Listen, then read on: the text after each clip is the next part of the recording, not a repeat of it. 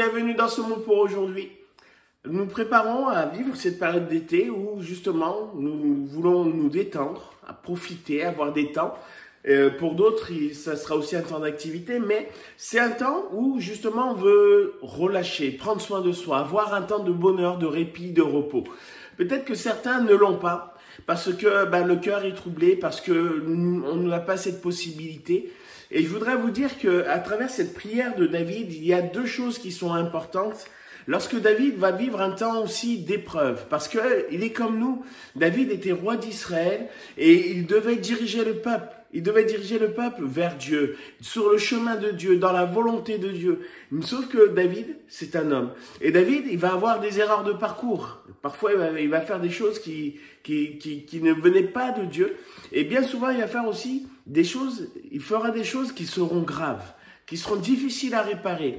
Et c'est ce qu'occasionne le péché dans nos cœurs. Et je voudrais juste dire que le péché trouble nos cœurs, le péché trouble nos âmes. L'épreuve est là pour nous troubler. Et alors que David, lui, avait commis un péché grave, un jour, Dieu va tenter de le ramener en envoyant un prophète, le prophète Nathan, qui va révéler son péché afin que David puisse avoir la possibilité de retrouver la joie. Et voici, dans ce psaume 51, il va dire cette prière, et notamment dans cette prière, il va dire « Ne me rejette pas loin de ta face, ne me retire pas ton Saint-Esprit, rends-moi la joie de ton salut, et qu'un esprit de bonne volonté me soutienne. Rends-moi la joie de ton salut. » Deux choses que je voudrais vous laisser pour cet été déjà, c'est que la joie, nous en avons besoin.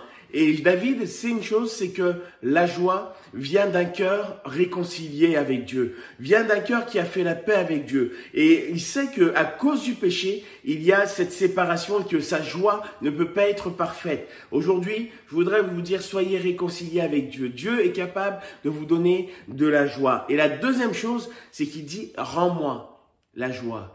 Et il sait une chose, c'est que Dieu seul peut donner la joie. Et on le voit parce que si vous lisez ce psaume dans son entier, justement, avant cela, il dit que c'est lui, selon sa grande miséricorde, qui efface les transgressions.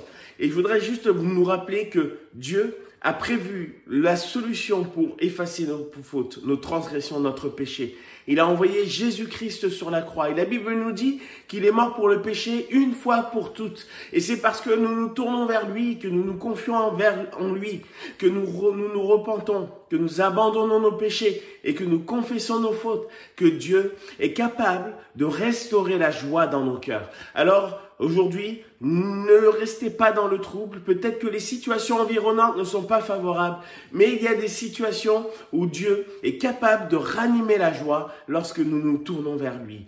La Bible nous dit, lorsque nous tournons le regard vers lui, nous sommes rayonnants de joie. Alors, n'abandonnez pas cette présence. Prochez-vous encore de lui, invoquez son nom, lisez sa parole, priez, mais ne rejetez pas Dieu de votre présence, parce que David avait reconnu ceci, que justement, il dit, rends-moi la joie de ton salut. Je l'avais perdue, mais il va la retrouver. Alors que le Seigneur vous bénisse, et je vous dis à bientôt dans un prochain mot pour aujourd'hui.